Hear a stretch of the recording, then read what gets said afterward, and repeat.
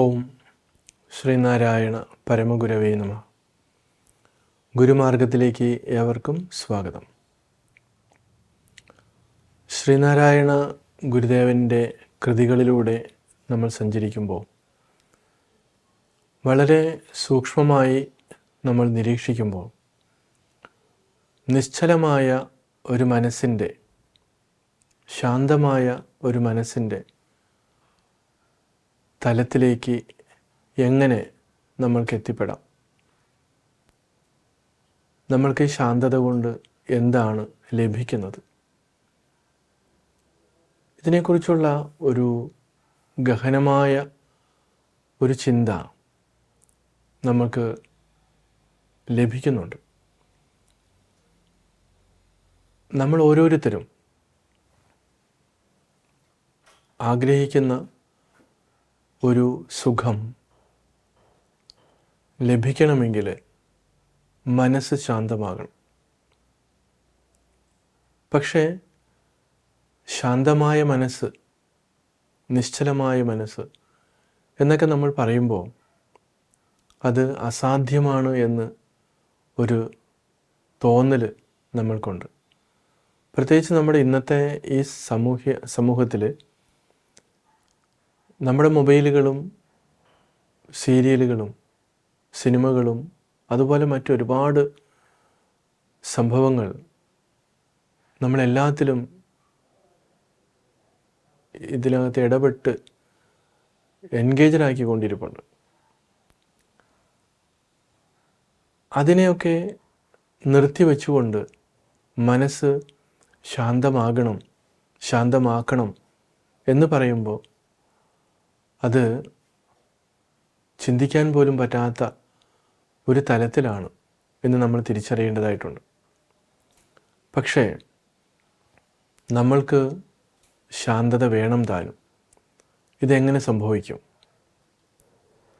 ഇത് വൈരുദ്ധ്യം നമുക്കിതിനകത്ത് കാണാൻ പറ്റും. ആത്മോപദേശ ശതകത്തിൽ ഗുരു അത് പറയുന്നുണ്ട്. അവസാനത്തെ ശ്ലോകത്തിൽ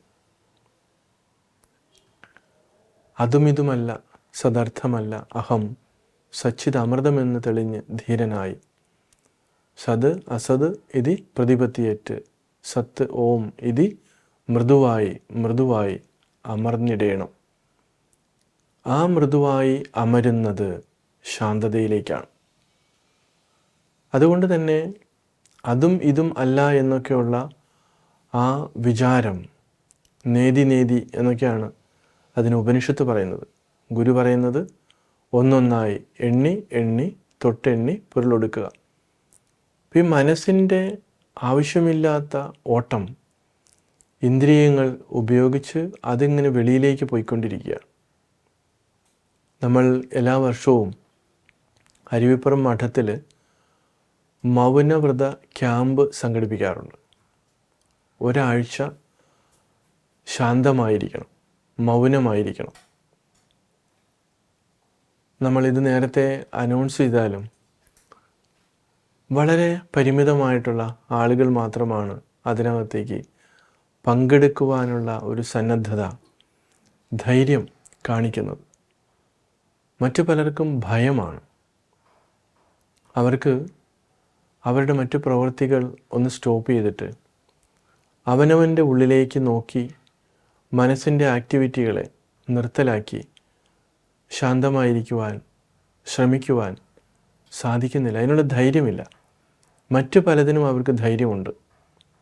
ഒരാളെ രാപകലില്ലാതെ ചീത്ത വിളിക്കുവാനോ കുറ്റപ്പെടുത്തുവാനോ അല്ലെങ്കിൽ ജോലി നിരന്തരം ചെയ്യുവാനോ ഒന്നിനും ഒരു മടിയുണ്ടാവില്ല. പക്ഷേ ആ വ്യക്തിയോട് നിശബ്ദമായിരിക്കാൻ പറഞ്ഞാൽ അയാൾക്ക് ഭ്രാന്ത് പിടിക്കും.